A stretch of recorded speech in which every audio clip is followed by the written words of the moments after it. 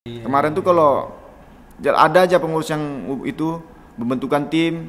Ini bukan masalah uang dulu ya, bukan masalah Masalah uang. kecintaan, loyalitas. Itu pasti kami bertahan. Jadi di 2015 apa yang membuat abang yakin balik ke SMS? Eh, yang pasti Pak Edi, Oh, langsung turun tangan. Pak Edi, dia kan bikin membuat PSMS berprestasi. Yang pasti apa ya, mau nggak mau kita harus cari pengganti ya untuk saat, karena kalau memang nggak ada Paulo kan nggak bisa kita paksain, dia udah di luar suruh main kan nggak bisa, harus mau nggak mau kita harus cari kan. Untuk saat ini bisa lah ada beberapa orang yang bisa di situ, cuman kita tetap cari pemain yang di posisi itu.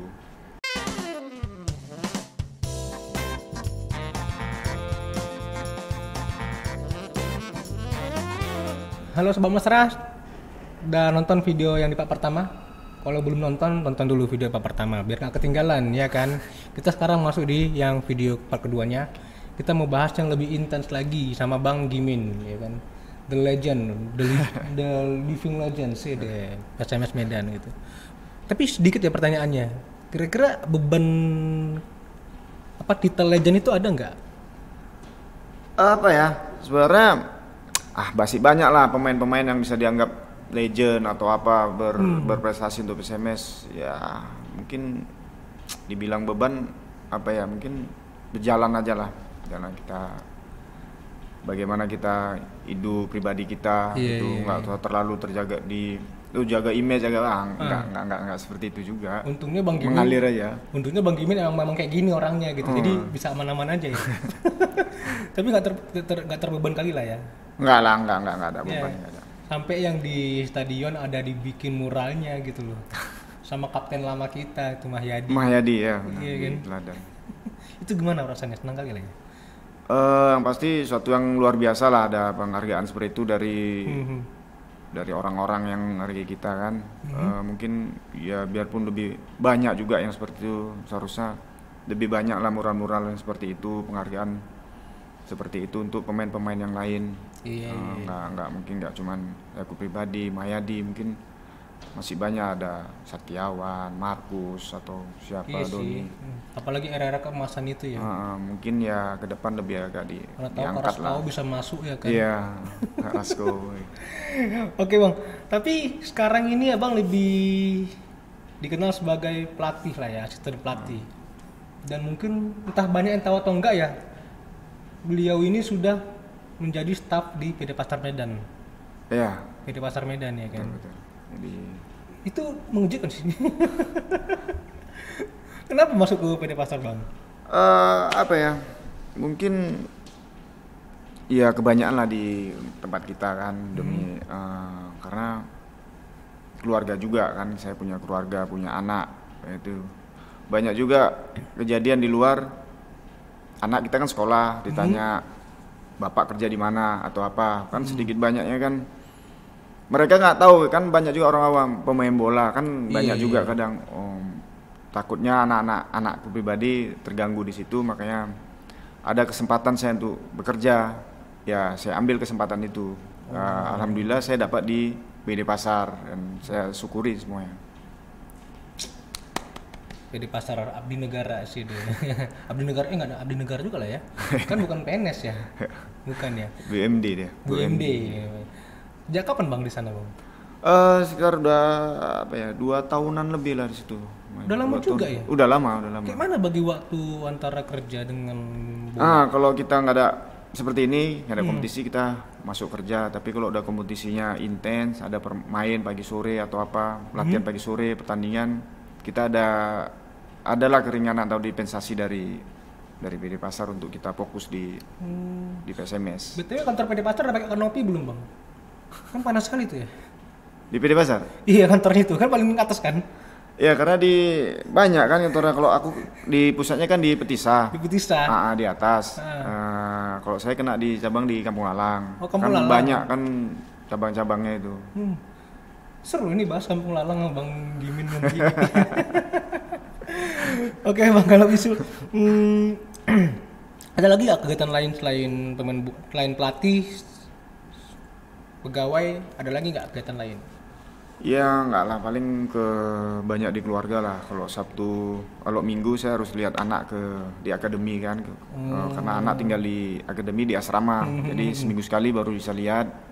Ya setiap minggu lah ke sana. Yang lain mungkin kerja, latihan mungkin belajar ya. Mungkin sekarang belajarnya beda. Kalau dulu belajarnya di lapangan atau sekarang saya belajar melatih. Saya banyak referensi, saya banyak baca. Seperti apa sih melatih untuk pengetahuan saya juga untuk kedepannya. Iya. Tapi ada kabar baiknya katanya. Dan sore ini anak Bang Gimin yang nomor berapa Bang? Yang pertama, nomor Yang satu. pertama sedang mengikuti seleksi timnas U16. Iya. U16. Semoga masuk ya. Amin, doain. Kita doanya. Nanti kalau sempat jago main-main lah ke PSTMS. Bapaknya pelatih nanti. Jadi Bang, kita flashback dulu Bang di tahun keemasan PSMS dulu lah gitu ya kan. Di 2008 Abang dengan Bang Mayadi, Bang Sakti, siapa lagi Bang Markus, satu lagi siapa ya? Usep. Usep. Itu rame-rame pindah ke ke Persik Kediri gitu. Kenapa Bang? Apa ya, mungkin ya banyak juga yang nggak tahu cerita seperti apa. Mungkin lu kok pindah, banyak semua hampir rata-rata semua.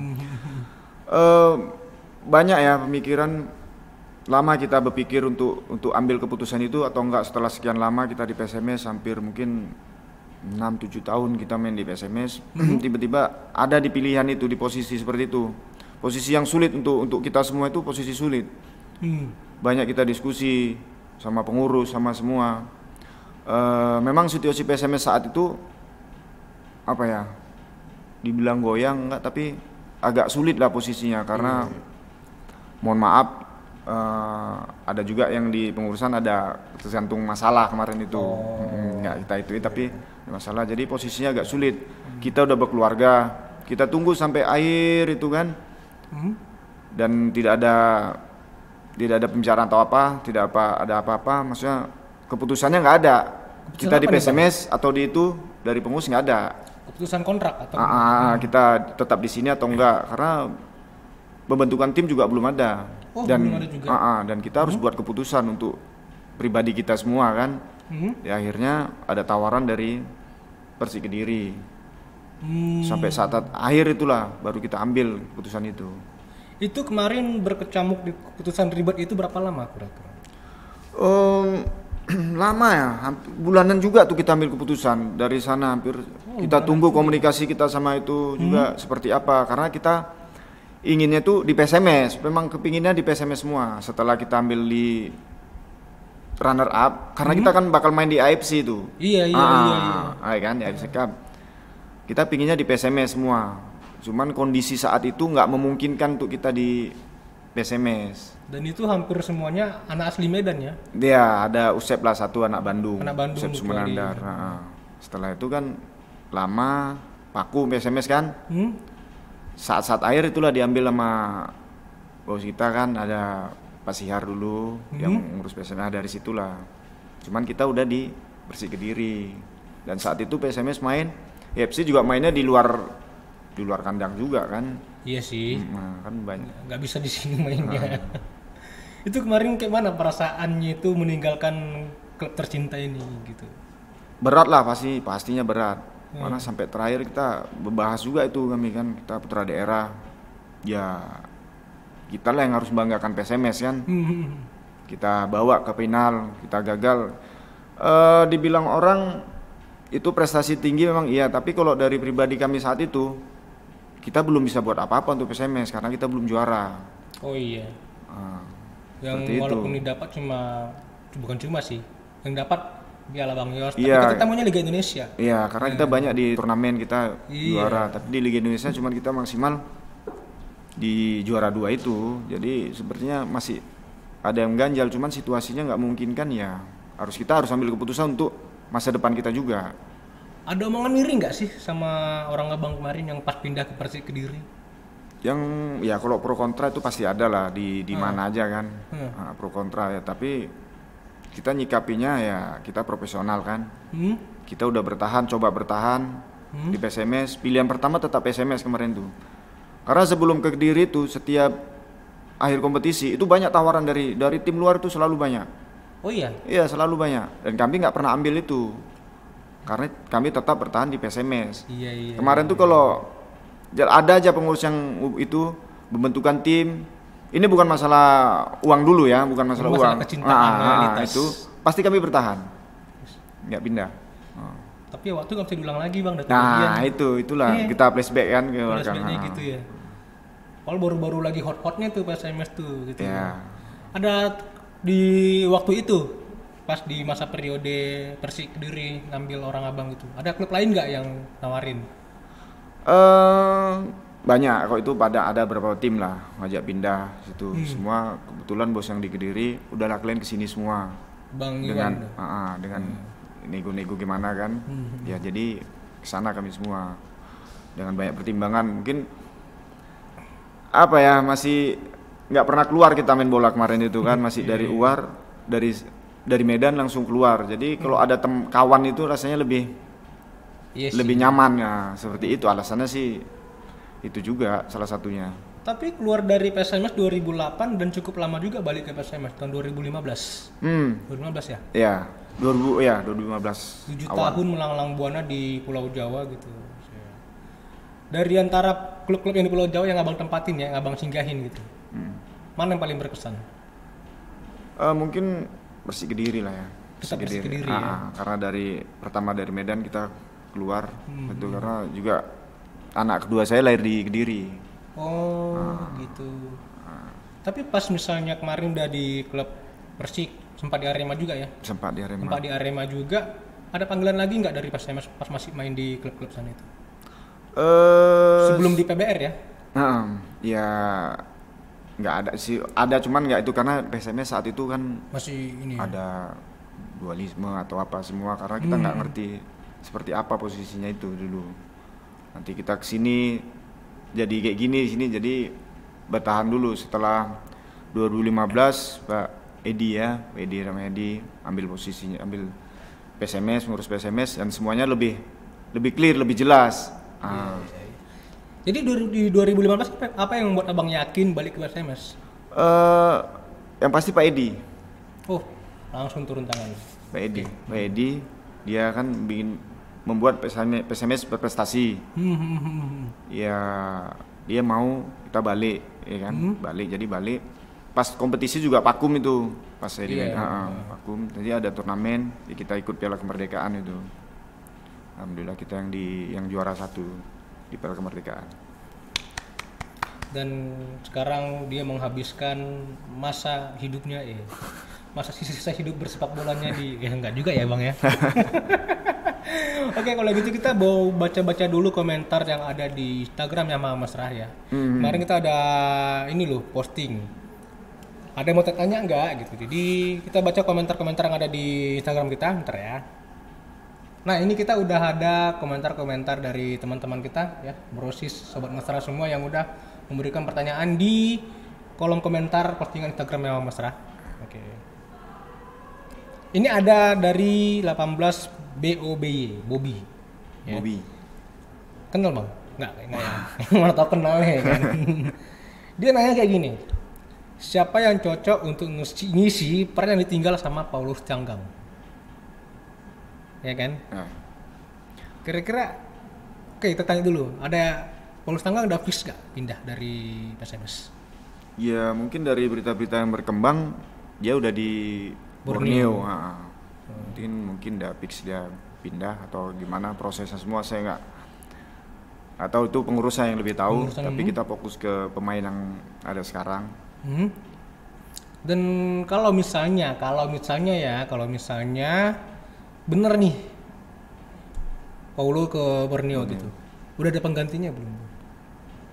Yang pasti apa ya, mau nggak mau kita harus cari pengganti ya untuk saat karena kalau memang nggak ada Paulo kan nggak bisa kita paksain, dia udah di luar suruh main kan nggak bisa, harus mau nggak mau kita harus cari kan. Untuk saat ini bisa lah ada beberapa orang yang bisa di situ, cuman kita tetap cari pemain yang di posisi itu.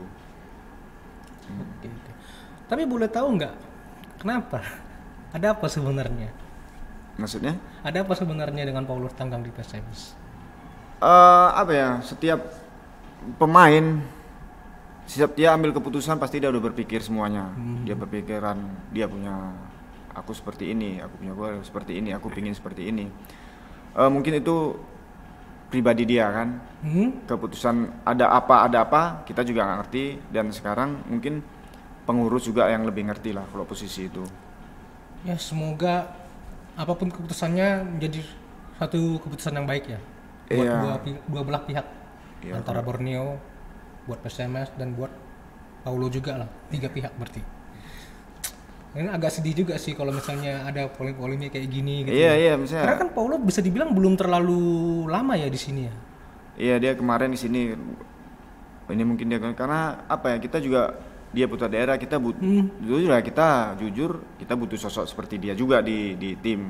Iya Dengan sih. nama besar dia, dengan pengalaman dia. Cuman kita kan nggak bisa, kita bisa merencanakan, tapi semua kan harus kita jalanin semuanya. Apapun yang nanti ada ya kita jalanin. Oke lah, kita tunggu kabar berikutnya. Sudah. Ini masih deg-degan juga sih dengar kabar Paulo ini. Karena seru sih.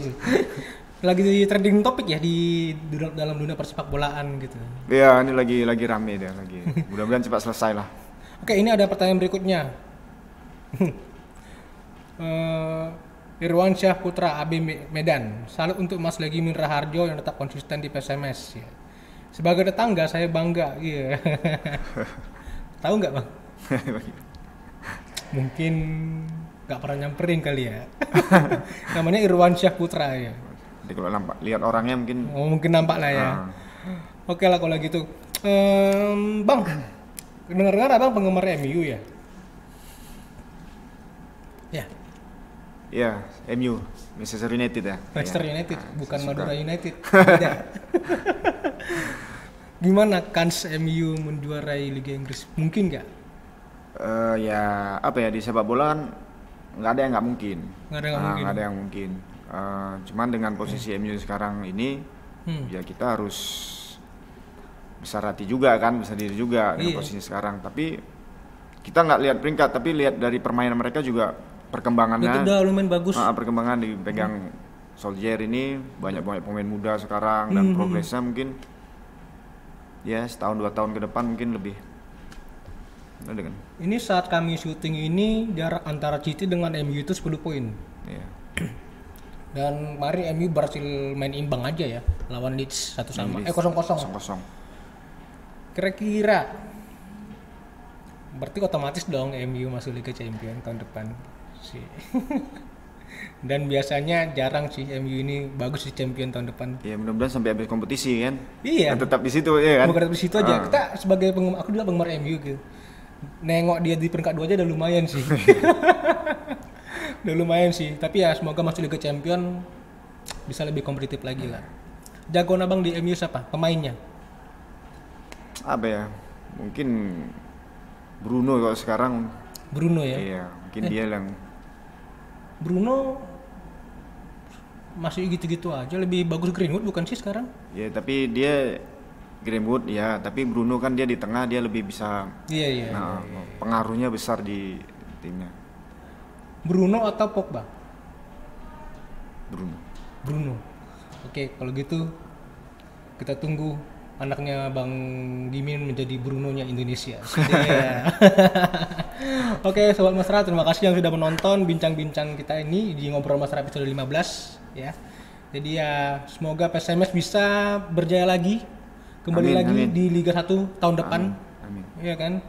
Dan tetap dukung PSMS, jangan pernah tinggalkan PSMS apapun kondisinya. Oke, itu aja dari kami. Sampai jumpa dan bye-bye.